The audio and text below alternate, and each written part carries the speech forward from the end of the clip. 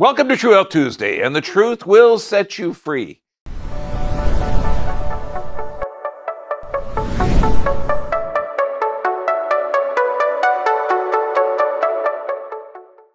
Yeah, it's been 3 weeks. Okay, I forgot the intro.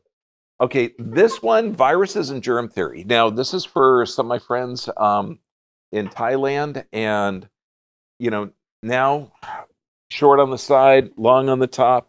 It's Bangkok style, baby. Okay, there's a lot of people in here already doing that style. Thanks for leading the way. Okay, this was one of the talks that was wiped out. One of the first ones when the censorship became more apparent back in 2020. So I've changed it a little bit. I'm going to recommend some dangerous books. Okay, Dissolving Illusions by Susan Humphreys and Roman Bisterick, and The Dream and Lie of Louis Pasteur. But when we say germ theory, it's crazy. Okay, when you think of, is this a theory or is this a religion? Now, we are going to have the apprenticeship program next week, and we're going to expand on how your body adapts, and we're also going to get into stuff that is wild. It's like Stefan Lanka, a couple of years ago, had a €100,000 reward for anyone that could prove that measles virus exists and that measles virus causes measles. Okay, no one claimed the prize, and it was proved in a court that he was right. Okay, so all that stuff we can't talk about here. Okay, but I can mention it because it's going to be next week. But those that are supporting the Dr. B VIP, you're going to be watching this uninterrupted. Also, Extreme Health Academy. Amazing group. You can still get on there for 2 weeks for no charge, Bergman 14, and then we're posting it everywhere we can because shadow banned, demonetized, we are still here. Okay, it's interesting because I just saw, now this is old information from 2009, okay, and also from 2018. They're having a big crisis in our military, not being able to find people to join, to get involved in it. And then there's certain requirements that they're putting forth, which is depleting our people that are supposed to protect our country even further. But if you had a species, okay, any species on the planet that more than half of the kids have a chronic illness or disease, that means that there's something wrong. Now, when we talk about immune system, there is no specific system called the immune. It's like you got the pulmonary, digestive tract. So each area of the body is going to respond to certain insults or pathogens in a certain fashion. So we can call it an immune system. So the things that weaken your body's ability to respond to environmental stimuli are stress, physical, chemical, emotional stress. And it's really how you adapt to it. So there's healthy reactions, there's unhealthy reactions. All medications, and I'm talking steroids, blood pressure, cholesterol, injectables, everything. Nutrient deficiencies, of course that, because you can't mount a defense if you don't have the raw materials. Sedentary lifestyle, fatigue, it's perfect. But what helps your body's response? Healthy stress. With unhealthy stress, okay, too much, you weaken it. But without stress, you can't mount a response. So you need healthy stress. And we're going to cover those. Because we're in an insane environment. I mean, you got to figure 500 years from now, they're going to look back and say, wait a second, you were diagnosed that the doctor was smarter than your own physiology. So the doctor gave you a toxic chemical to lower your blood pressure because he felt that it wasn't appropriate for your adaptation. Okay, that's the environment we're living in. So if you actually think that's based in science, you've lost your freaking mind. Okay, your body is going to adapt correctly 100% of the time. But we're in an era now where toxic chemicals that have a myriad of effects are prescribed, and we're in a political climate where the people that came up with that chemical assault on your system are actually being funded by the system to do it. So the media is controlled and everything else. So if you are taking medications, realize that all medications slow or stop a metabolic process, and you're a sea of metabolic processes. So find out why you're taking them and fire the doctor or find out the reason for it. Nutrient sufficiencies. So that means you got the right raw materials you can mount your defense. Active lifestyle, sleep. It can't be that simple because, I mean, you've gone through 2.5 years of propaganda.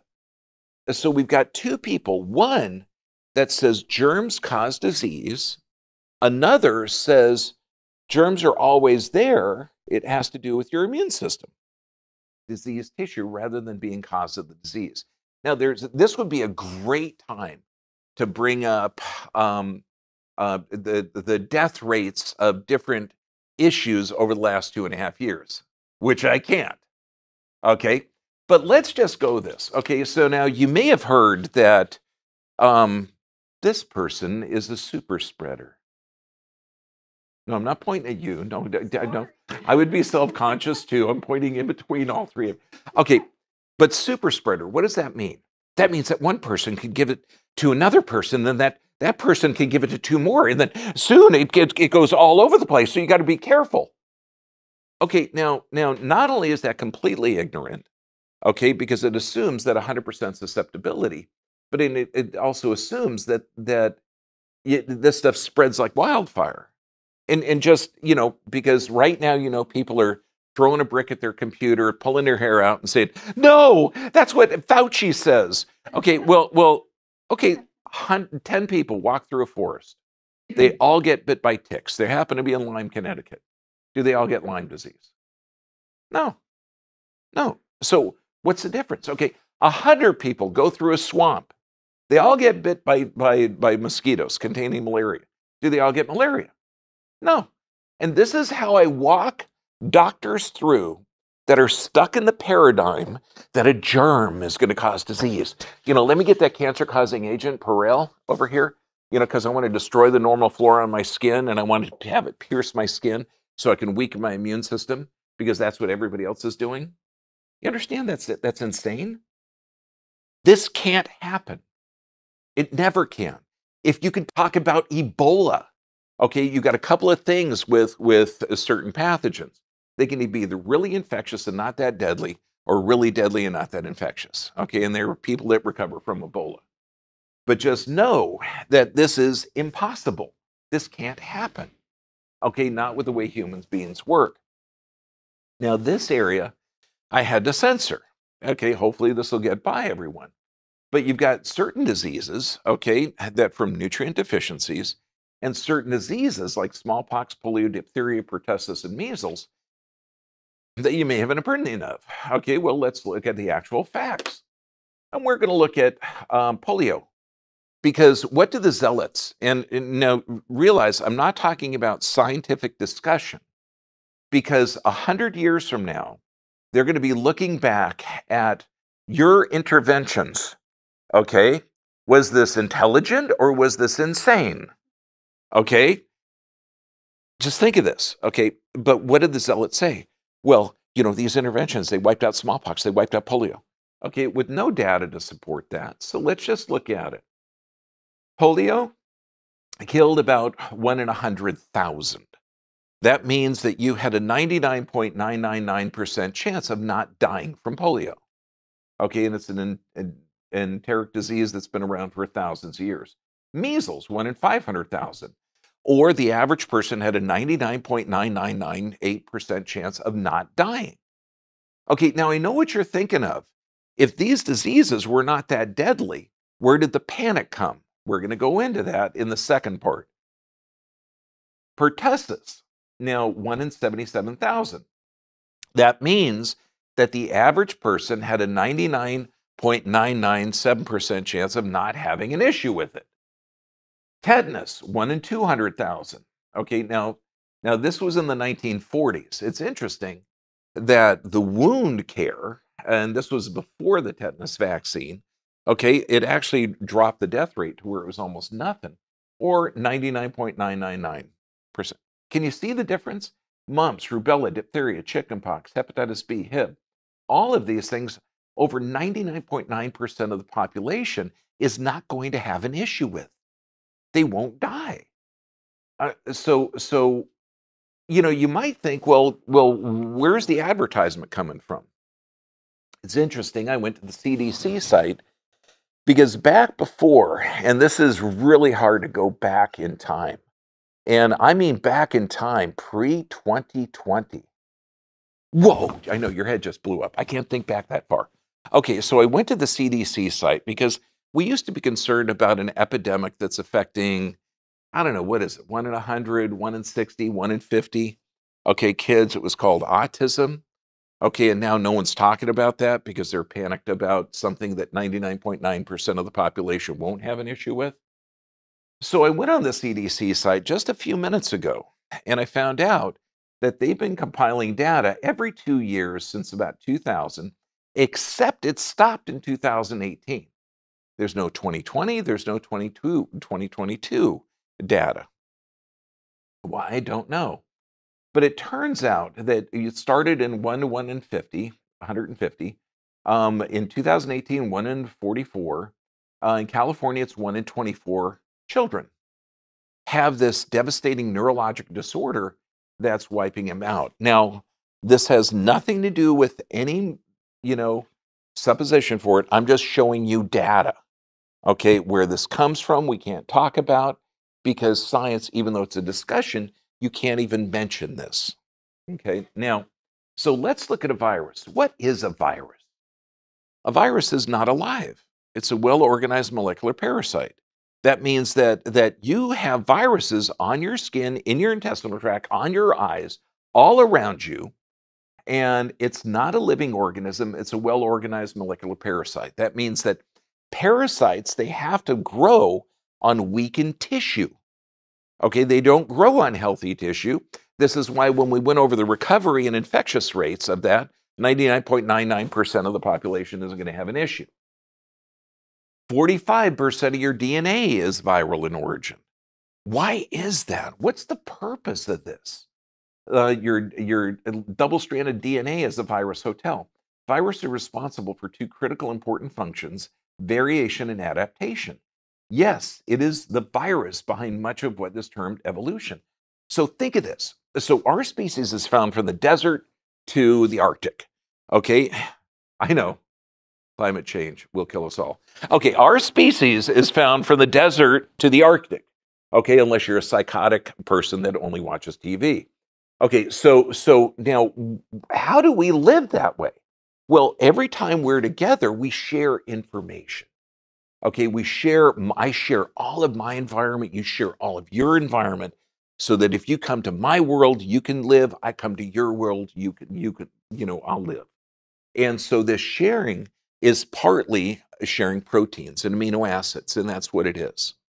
So we're sharing this so that we can survive. So it transfers information. And so when you look at this, it is so when people are afraid, and I get a lot of questions. What about viral shedding? What about the people who have had this, and they're shedding the spike protein? Should we be afraid? No, this is how human beings are. Don't worry about it. Work on physical, chemical, emotional stress, so you're going to survive just fine. And this is what we're designed to do. Viruses are vital to our ecosystem. In fact, you have 70 trillion cells on average. You have 10 times that number in bacteria. Okay, so that's 700 trillion. You have 10 times the bacteria of viruses. And you have countless, more than that, of molds and funguses and yeast and everything. In fact, on your skin, on my skin, I've got staph epididymis. Okay, which protects me from Staph aureus. Okay, and I mean, you are a symbiote. You're designed to live here. And if you're so ignorant to the fact that you're afraid of viruses, funguses, or bacteria, okay, you will not survive because you were actually designed to live on this planet. They're able to move genetic information between hosts, but we don't understand how this has influenced and continues to influence the evolution of our species. Now, Theobald Smith, brilliant guy. Okay, brilliant guy. He actually found out that doing some injectables and the quote that he gave years ago, it was any protein that hasn't been tempered by digestion that makes it into the bloodstream can activate the immune system. And it was called the Theobald-Smith phenomenon. We now call it anaphylaxis. And I think he actually won the Nobel Prize for coming up with that, or understanding that since proteins, and this is what viruses are, if they're not broken down by digestion and they get into the bloodstream, it can stimulate an immune system response or an autoimmune condition, anaphylactic shock he came up with. He has this formula which makes sense. The resistance of host, anything you change on the bottom of an equation, has a massive effect on the top, massive. So the resistance of host has to do with the health of your entire body and your experience of this. So you divide the virulence of the pathogen, like how tough it is, the number of pathogens, the opening size that allow the pathogens in, and divided by the resistance of host is the severity of disease. So if you have a normal resistance, you sleep good, you eat good, you work good, you're not taking medications, and you're exposed to those diseases we just talked about, you have a 99.9% chance of having no disease or a very less severe disease and not having a problem with it. Does that make sense? So you got to have the resistance of the host. Germ theory, limitations of the germ theory. The germ theory, infectious disease, is primarily caused by the transmission of an organism to one host, is a gross oversimplification. Now, this is the Lancet. The germ theory has become dogma. It neglects many of the other factors that have a part to play in deciding whether the host germ environment complex lead to infection. Susceptibility, genetic constitution, behavior, socioeconomic determinants. Socioeconomic determinants? Whoa! Think of that. This is an article from 1968. And they're saying if there's an economic downturn, that there might cause, I don't know, what do you think? Stress? Okay. That may be isolating people, that might cause stress, weakening the immune system. And I know what you're thinking about. You're thinking about the governmental interventions over the last 2 years. Was that helping the immune system or hurting it? Don't think that way, sir. Okay, so there's one in every crowd. Okay, independent thinker. Again, germs seek their natural habitat than diseased tissue rather than being cause of the disease. Flies do not cause garbage. That means if you're going to transfer a virus, which viruses are designed to clean up dead tissue and transfer information, you have to have a weak and susceptible host. This is why the CDC said 3.8 comorbid conditions you had to have in order to do something with something that I can't talk about. Okay, the International Journal of Vaccination and Vaccines, who had their finger on the magic of life. Now think of this article. Listen to this. Beauchamp is saying that it's not the pathogen. It's not the bad guy. It has to do with the host. So if you have a strong, healthy response, like you sleep good, you eat good, you're designed, you have physical, chemical, emotional stress handled well, you're bulletproof. This stuff is just going to bounce off you. You're going to get the information transferred. You're going to be fine. How often does that occur? Well, 99.9% chance of the diseases I just mentioned, which the government is trying to make you scared of. So Beauchamp is saying that it's the terrain that matters, not the pathogen, because the pathogens are everywhere. So it's with Beauchamp. Had the profound voice of his science not been silenced, much of humankind may have been spared the worst aspects of infectious or vital stressors of the 20th century. Okay, now I know what you're thinking. Holy shit. If somebody said this, just looking back at the last couple of years, oh, dude. Okay, would you like to go back and say, well, the science, if there was an equal footing, that there wasn't censorship, perhaps interventions may have been different. At least we would have understood much more clearly why we have them. Fortunately, Beauchamp's work has been kept alive by a small, successive band of truth seekers. Again, they're not talking about the last 2 years. So, okay. Please sneeze on my child. New England Journal of Medicine. This is actually an article saying that children raised in environments, okay, like crowded childcare around animals, okay, around chew around people coughing and sneezing, okay, are actually better for them. Generally, parents agree that children who attend daycare or have older siblings have more frequent infections. Okay, so you put a kid in this environment, they're going to cough and sneeze. We used to call them snot-nosed kids. Anybody remember the term snot-nosed kids? You got it. Why don't you say snot-nosed old people? Because they've already been exposed to every friggin' thing, and they're not going to have those reactions. So yeah, snot-nosed kids, okay? It wasn't an insult. Surprised to learn, however, that this tendency may protect their younger children from asthma.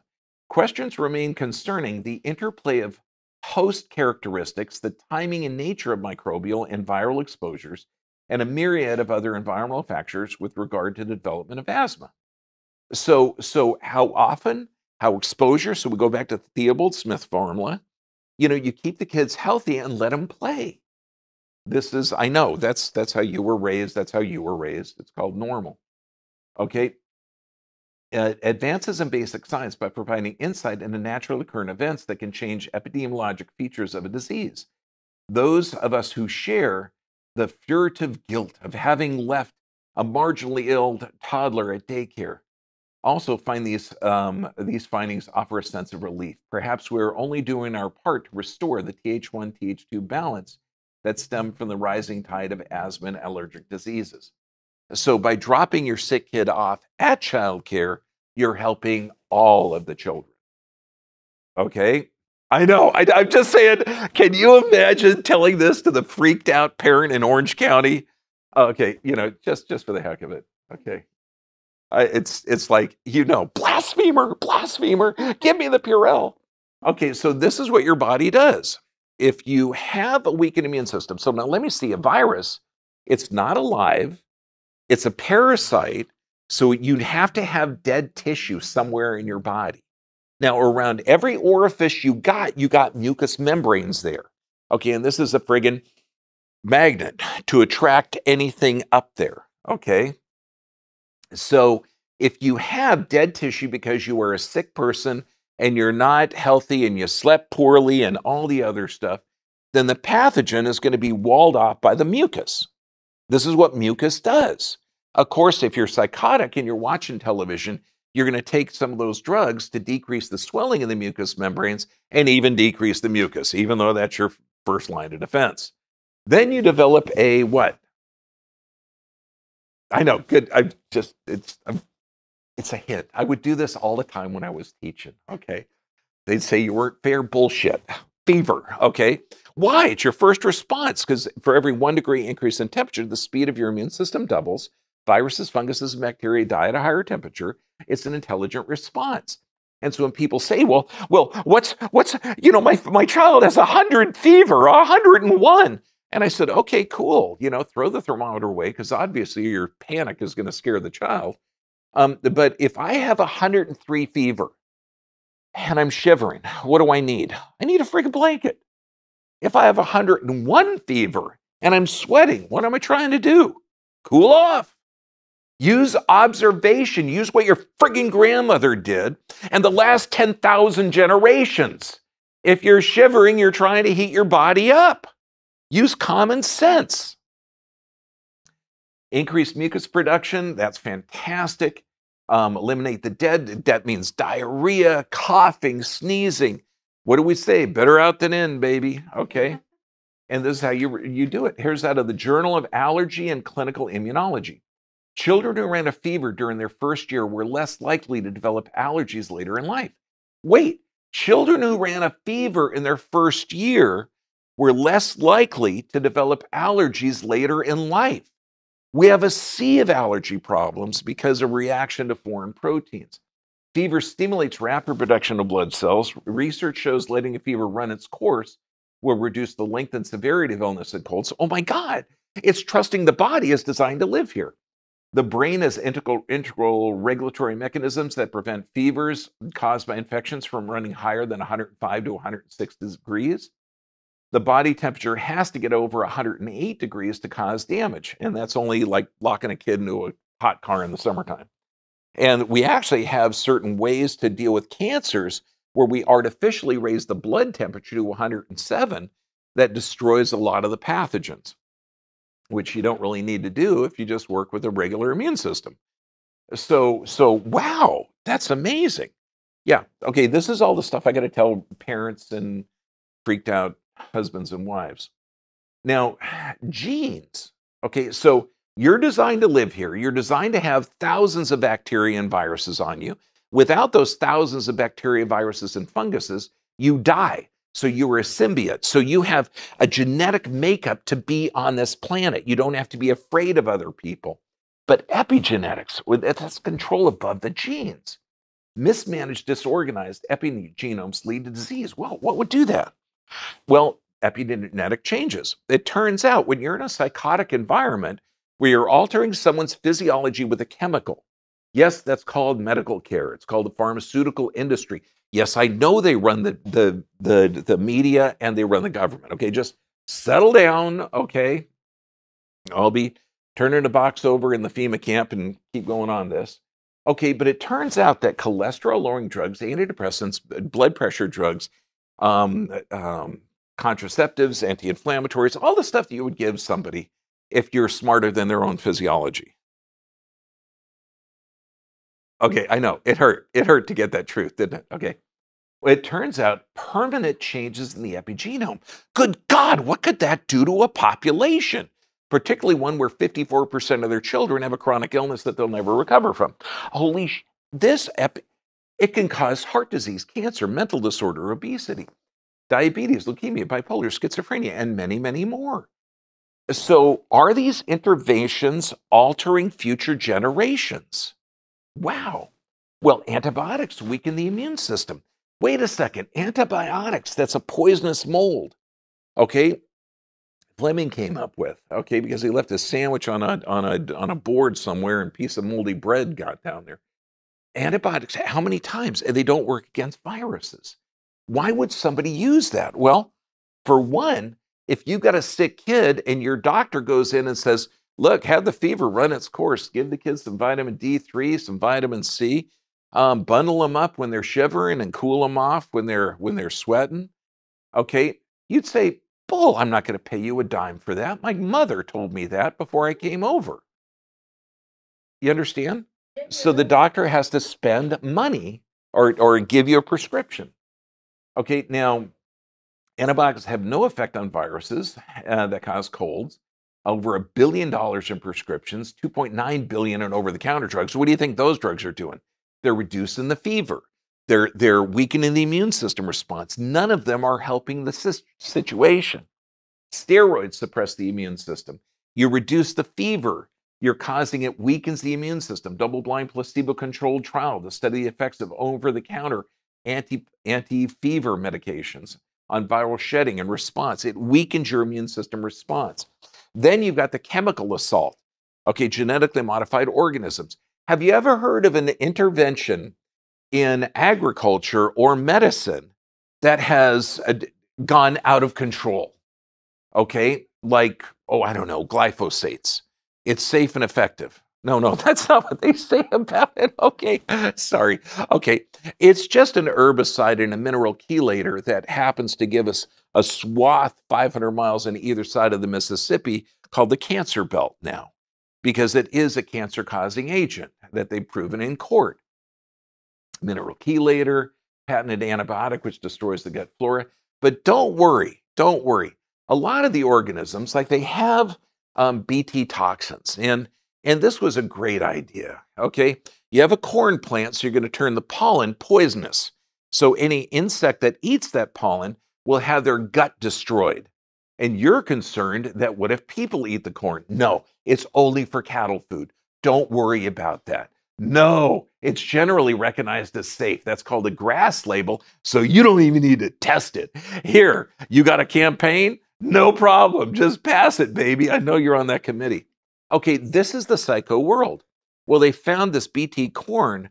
It survived the animal's digestion tract, survived the preparation of the meat, survived the mom's digestive tract. Now we're seeing it in the umbilical cords and breast milk. Now, it destroyed the insect's digestive tract. Do you think it can negatively affect the humans? How many generations? Nobody knows. So we are under a constant state of stress. You have no reason at all to be afraid of any virus, okay, or any bacteria or any fungus. But you do need to understand that you're designed to live here. So you have physical stress, you have chemical stress, and you have emotional stress. Okay. Luckily, most of the chemical and emotional stress you can eliminate by turning off the television. Okay. Now, it's interesting. Nearly all fruits and vegetables have NFKB inhibitors. NFKB is a factor in Alzheimer's, cancer, Crohn's, virtually every degenerative condition around. Wait, did I just say that almost every fruit and vegetable decreases the occurrence of this? Does that mean if you have Crohn's or Alzheimer's or osteoporosis or AIDS or any of that, that just changing your diet? Okay, now again, this is going to hurt a lot of people's brains that are stuck in this swamp of my doctor knows best. Ask your doctor if this is right for you. Okay, but this is what you do to communicate to people whose brains are mired in the swamp. Okay, I don't care how many drugs you're taking. You and me were left alone on a deserted island. You have no access to pharmaceuticals. You only have fresh fruit, fresh vegetables, fresh fish, and fresh water to eat. Okay, you have no access to pharmaceuticals. Okay, does your health improve or decline? What does 100% of people say? My health will improve. Yeah. And honestly, deep in your heart, aren't you thinking, how cool would that be to just be on a deserted island? Oh my God, looking up at the sky and so, oh, Jesus, no television. Yeah. Okay, vitamin D. It seems too simple, but it's absolutely vital for digestion function, skeleton depression, nerve system development. And this is why in Europe, Northern Europe, Alaska, they have vitamin D generators. I mean, it's literally multiple infrared, ultraviolet rays that generate the vitamin D. It's fantastic. How do the Eskimos get their vitamin D? Okay, through fish. Okay, fatty fish, omega-3s. It's fantastically good for brain function and Alzheimer's. So wait till you see what we do on brain function, because you're looking at aluminum toxicity that we can't talk about as well. Exercise. You mean you're going to exercise your cold away? Yeah, if you can, because you're breathing, you're working, you're moving your lymph, you're elevating your blood pressure, you're getting your system to work better. Okay, it improves brain function, lowers your risk of heart disease. Breathing. I tell people, look, put some heat on their lungs, do deep respiratory action, because when you're breathing, that's a lot more in carbon dioxide. That's dead cells, it's molds, it's funguses. You've got to actually breathe. Proper nutrition. This is what eliminated most of those diseases. Fermented foods, it heals the gut. Your gut is 80% of your immune system. You've got to have good, healthy gut flora. These are 2 home remedies, okay? And I'm sure your grandma has got it. Super soup, onions, garlic, turmeric root, sea salt, black pepper. Heat it up, cook it down, take it. It's fantastic. If you're too sick, you can just breathe it in. This is from some friends that are from Brazil. This onion skin, the dried onion skin, as gross as that is, the garlic just sliced in the middle with the dead onion or the dead garlic thing on the outside.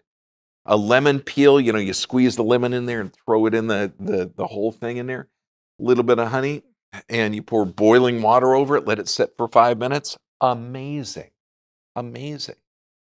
Then you rest, you sweat, okay, because remember, you want to elevate your body temperature. Quercetin and zinc, vitamin C, D, E. I mean, these are all things that help your immune system response. I mean, it just makes sense. Dealing with the physical, chemical, emotional stress, you need nerve supply, exercise, nutrition, rest. This is how you survive. You should be attracted to people who have a cold. Please give me that experience. Okay, sneeze on my child. Okay, this is good for your immune system. If you have the psychotic fear of other people, okay, please turn off the TV set and stop voting Democratic. Okay. What? Wait. No. No, that's okay. Okay. So we're going to get into the world now where we can't, where censorship is king, and they literally will arrest you because you're considered a domestic terrorist. AB 2098, I think is the number in California, that they're going to pull licenses of anyone that says anything against the government narrative in California. So those of you who are watching it on the free station, Dr. BVIP, I'll see you soon.